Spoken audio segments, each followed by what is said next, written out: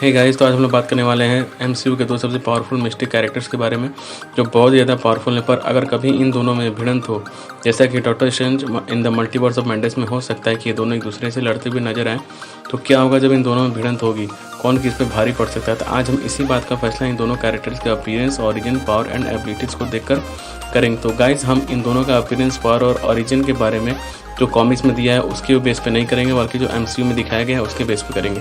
तो चलिए इस वीडियो को स्टार्ट करते हैं। प्लीज़ वीडियो के अंत तक जरूर देखिएगा गाइस। तो गाइस सबसे पहले बात करते हैं स्कारलेट विच के ऑरिजिन, पावर एंड एबिलिटीज़ के बारे में, उसके फर्स्ट अपीयरेंस के बारे में।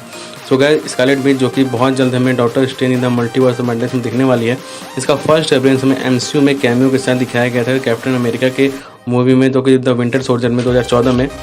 तो जहां वांडा अपने भाई पेट्रो के साथ थी, जिसके ऊपर हाइड्रा एक्सपेरिमेंट कर रहा था माइंड स्टोन से, और इन दोनों को ही अपनी जो पावर्स हैं वो माइंड स्टोन से ही मिली है, जिससे वांडा माइंड मैनिपुलेट कर सकती है और रियलिटी को भी चेंज कर सकती है, जैसा कि उसने सारे एवेंजर के साथ किया भी था एज ऑफ अल्ट्रॉन में, जिसकी वजह से हल्क अपने ऊपर तक से कंट्रोल तक खो देता है और थॉर गॉड होने के बावजूद अपने माइंड का कंट्रोल खो देता है। सोचिए गाइज, वांडा एक गॉड का भी माइंड मैनिपुलेट कर सकती है, तो सोचिए वो कितनी ताकतवर हो सकती है। तो गाइज वांडा की मैनिपुलेशन की इसी वजह से आप समझ सकते हैं कि वांडा कितनी ज़्यादा पावरफुल बीइंग है एमसीयू की। पर अभी तक गाइज वांडा खुद के ऊपर पावर्स के ऊपर पूरी तरह कंट्रोल नहीं कर पाई है। बस यही एक प्रॉब्लम है कि कभी कभी वो क्या करती है उसे खुद भी नहीं समझ आता है।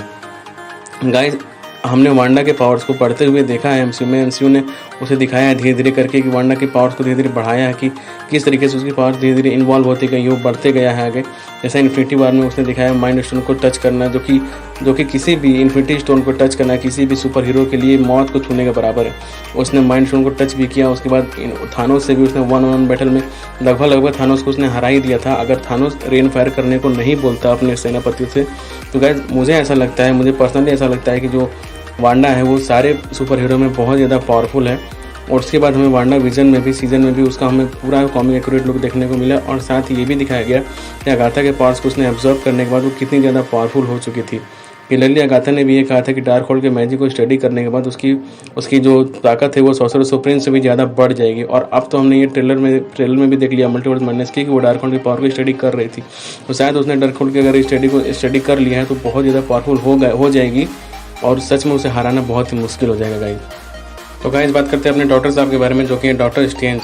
गाइस डॉक्टर स्ट्रेंज एक ऐसा कैरेक्टर है जो टैलेंटेड होने के साथ साथ काफ़ी घमंडी भी नहीं, घमंड किससे बहुत ज़्यादा है, उसके बाद में बात करेंगे। तो गाइस ऐसा होता है कि इनका एक कार एक्सीडेंट हो जाता है। कार एक्सीडेंट के बाद वो अपनी सारी एबिलिटीज को खोते थे, काफ़ी जख्मी हो जाते हैं, ऊर्जा पुर्जा सारा ढीला हो जाता है इनका, कहीं भी चलने फिरने के लायक या कुछ पकड़ने लायक नहीं रहते हैं, समझ रहे हैं ना आप।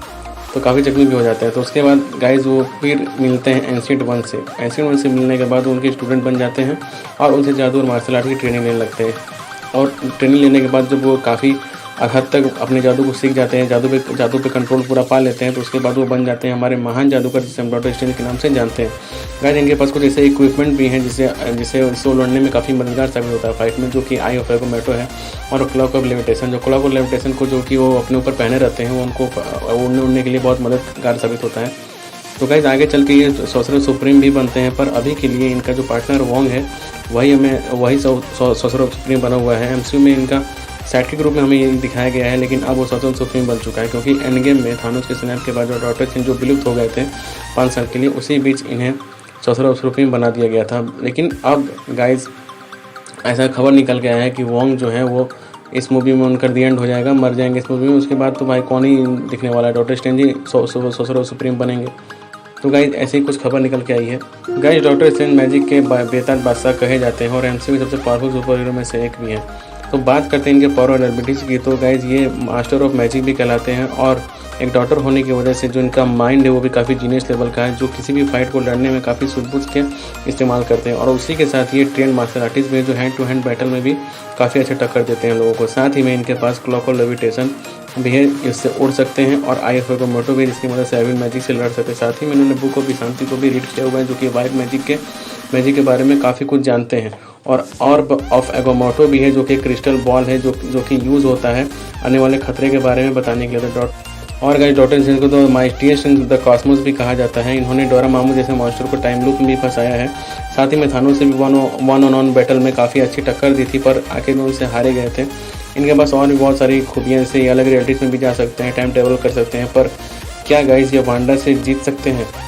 गाइस अगर 1-on-1 बैटल हो इन दोनों की तो गाइस मुझे ऐसा लगता है कि ये जो बैटल होगी वो बहुत ज़्यादा खतरनाक होगी, बिकॉज वांडा ने अपने पावर्स को कहीं सीखा नहीं है, उसकी पावर लिमिटलेस है। बस प्रॉब्लम ये है कि वांडा अभी अभी अपने पावर्स पे अपने पूरी तरह से कंट्रोल नहीं कर पाई है, इसकी वजह से डॉक्टर स्ट्रेंज के जीतने के चांसेस थोड़े से बढ़ जाते हैं। पर बात करते हैं यूनिवर्स के सबसे पावरफुल विलन से लड़ने की, तो डॉक्टर स्ट्रेंज थानोस से लड़ चुके हैं पर उससे हार गए थे। वहीं वांडा ने इन्फिनिटी वॉर में उसे एक हाथ से रोका था और वहीं एंड गेम में उसने लगभग हरा दिया था थानोस को। तो गाइस एमसीयू के पॉइंट ऑफ व्यू से मुझे ऐसा लगता है कि वांडा अगर अपने पावर पे पूरा कंट्रोल पा ले तो डॉक्टर स्ट्रेंज से भी ज़्यादा पावरफुल हो सकती है। गाइस मेरे लिए तो इस बैटल में वांडा ही विनर होगी साबित होती है। गाइस हम ये जानते हैं कि डॉक्टर स्ट्रेंज बहुत ज़्यादा पावरफुल है, ये मेरा पॉइंट ऑफ व्यू है। गाइस जरूर नहीं क्या मेरे पॉइंट ऑफ व्यू से एग्री करें, अगर आपका कोई और पॉइंट ऑफ व्यू होगा तो आप कमेंट करके जरूर बताइएगा।